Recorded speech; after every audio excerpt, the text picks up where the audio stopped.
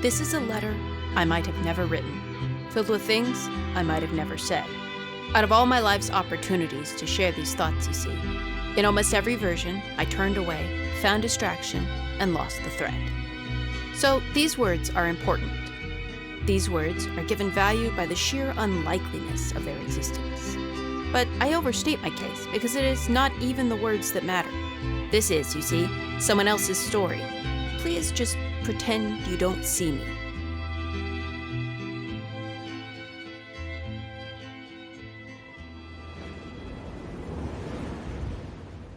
Instead, imagine a white expanse over a silver farmhouse.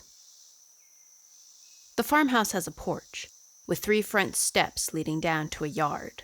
The sun is invisible, but shadows lie black on the ragdoll patchwork of grass. This is the world of an old photo. The shades here are the colors of memory. Not accurate, but true. And because this place is built on things that are not accurate, but are true, at the top of the porch steps stands a figure from legend. The musket, the fringe, the determined scowl. Most importantly, the coonskin cap. It is unmistakable. It is Davy Crockett himself. He has risen from Alamo dusts to once again heed the call of hearth, home, and country. Never mind that the country is quite a bit larger now, here on the front lines of 1955, Benton County, Indiana. Of course, they don't tell you everything in legends. They don't have to. Legends are, as everyone knows, true in everything but the facts. You can always find the facts yourself. Just wander, for instance, into the silver farmhouse and open any volume of the Encyclopedia Britannica you will find on the shelf there. A good story is a far different matter than a mere collection of facts. You don't find, learn, or memorize a story. You recognize it as it roars or sneaks or meanders past. And you run to catch up and hold on, however you can, whoever you are. I only mention all this so you can make sense of what appears, to the untrained eye, to be a contradiction. That is to say, it is Mr. Davy Crockett, Esquire, standing on that silver porch, all backwoods grit and defiance. It's just that the figure is also a 5-year-old boy, all homemade burr haircut and ears, and a bit too skinny to be much use on a farm, never mind the frontier. Yet, if you look closely, there is indeed a certain resemblance to Mr. Crockett. It's in the eyes, the stare of someone who's seen a good tale and isn't about to let it go. The fact that the tale's tail is striped and used to belong to a raccoon only makes it better, as both story and hat. Who is this 5-year-old? Why does he share eyes with Davy Crockett?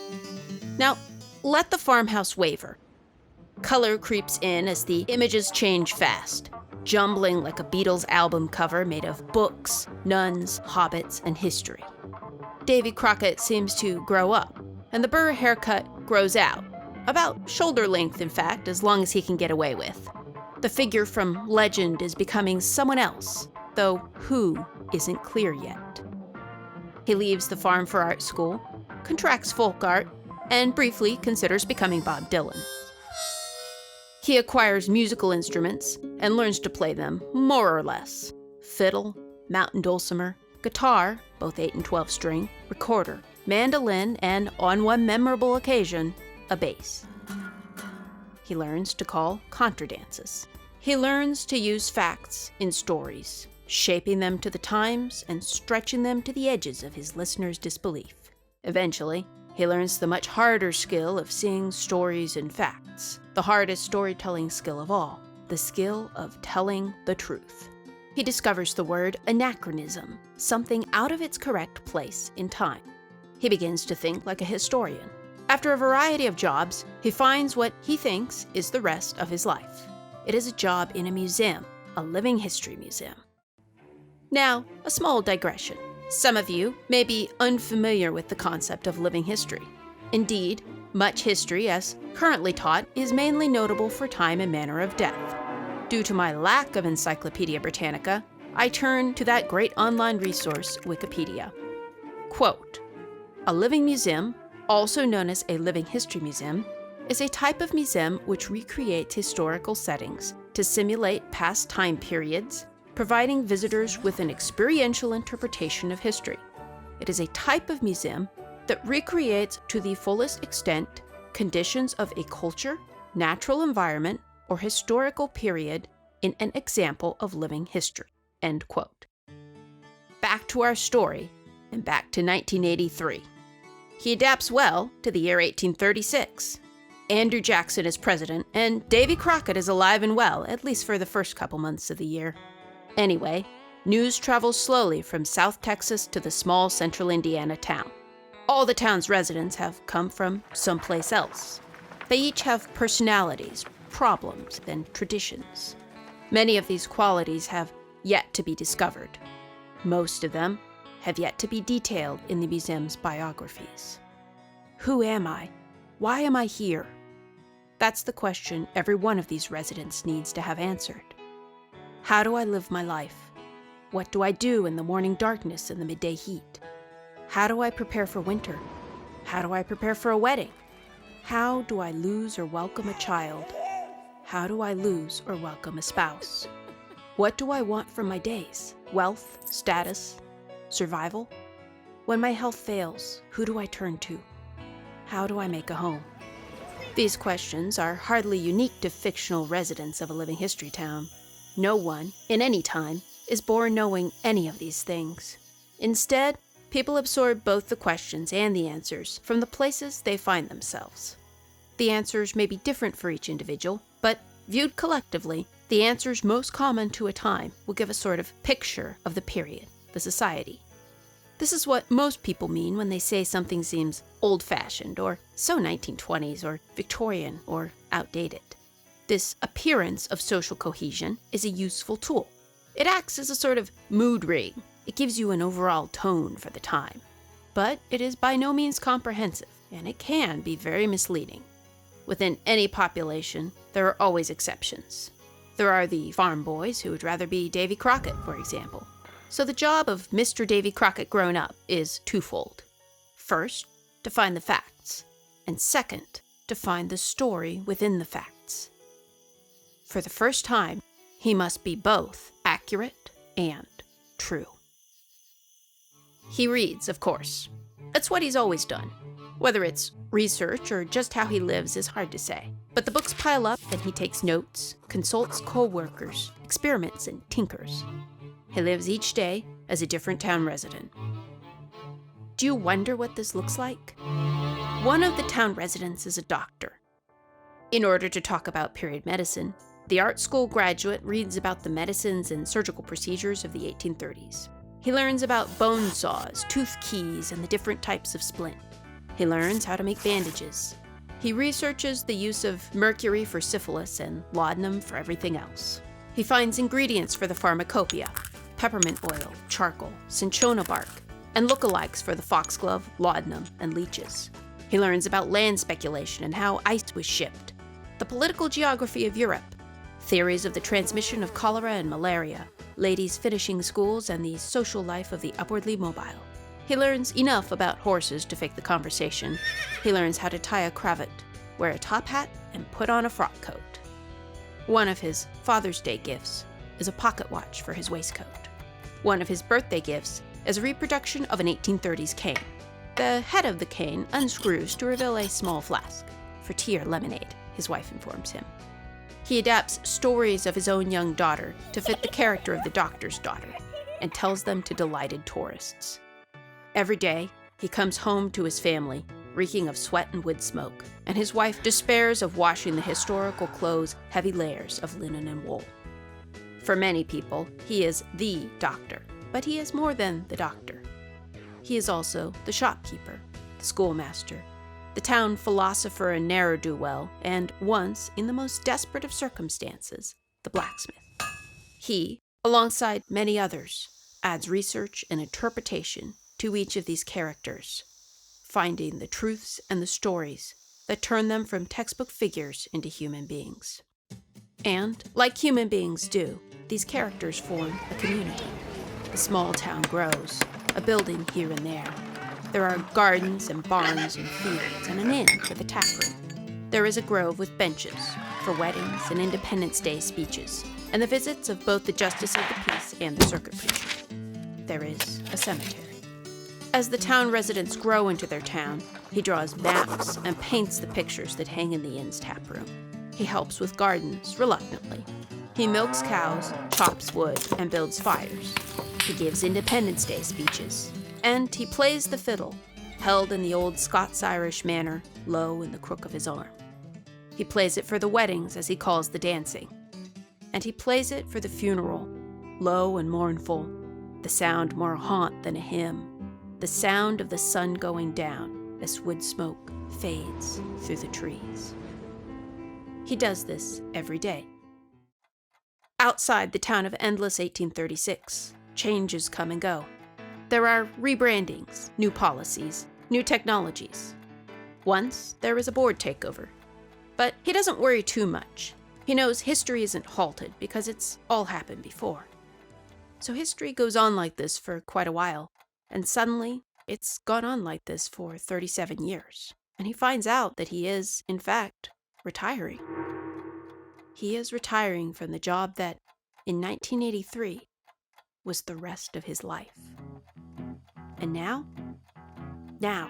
he must discover the rest of his life.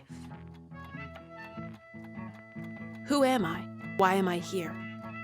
That's the question he may need to find answers for. How do I live my life?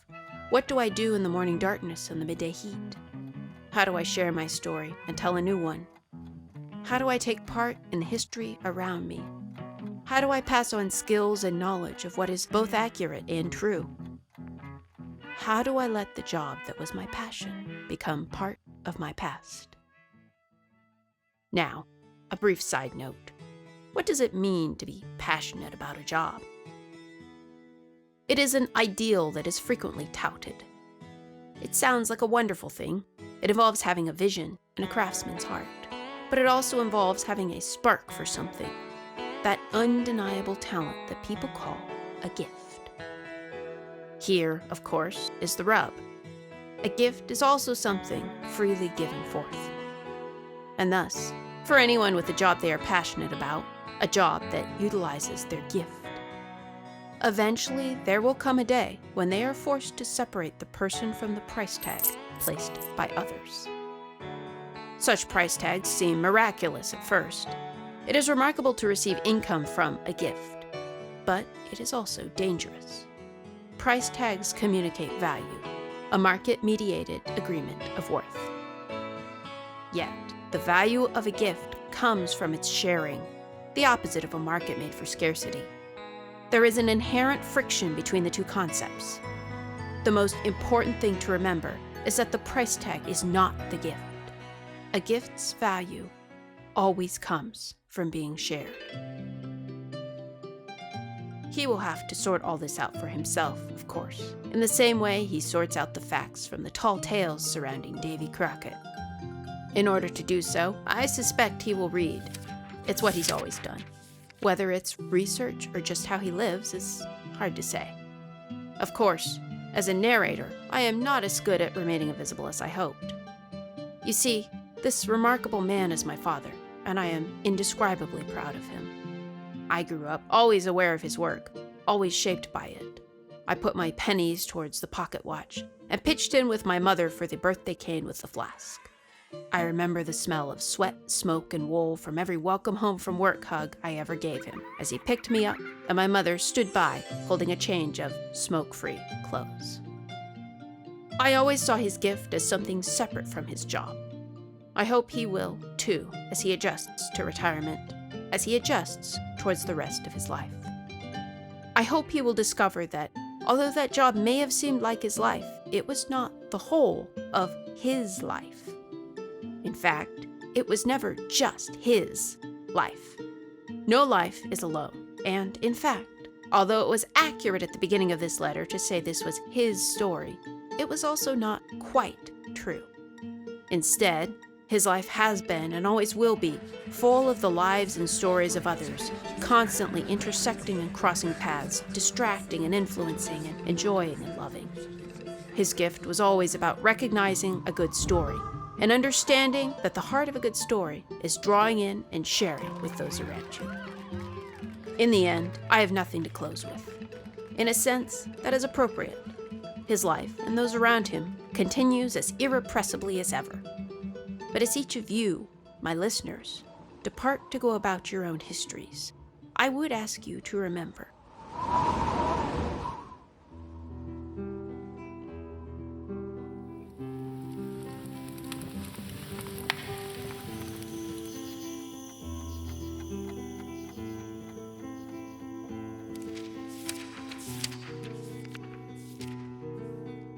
This is a letter I might have never written, filled with things I might have never said. Out of all my life's opportunities to share these thoughts, in almost every version, I turned away, found distraction, and lost the thread. In almost every version, this was a different letter. But I overstate my case, because it is not even the words that matter. Instead, imagine with me. Imagine history, but not any history. Imagine the idea of history.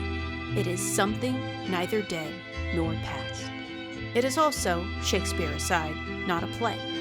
There is no curtain, and no such thing as a passive audience. Instead, we are all living it each day. We live history in each choice and interaction. We create it through each gift shared, withheld, or received. In this way, my father is and always will be a part of history. The truth is that history is a simple name for the stuff of humanity's temporal dimension. And, like most simple names, it is certainly handy for everyday use. It is also not quite right. Most people say it as if it were singular. That is incorrect. History is, in fact, always plural. Always. It runs along every life, constantly paralleling happenstance and chain reaction and what-ifs. From the perspective of history, there is no difference between a moment and a miracle. Any moment is either, and both. Sometimes, if you look at a moment just right, you can even see it blurring back and forth like Davy Crockett and a 5-year-old on a porch the color of memory, making moments and miracles out of stories, both accurate and true.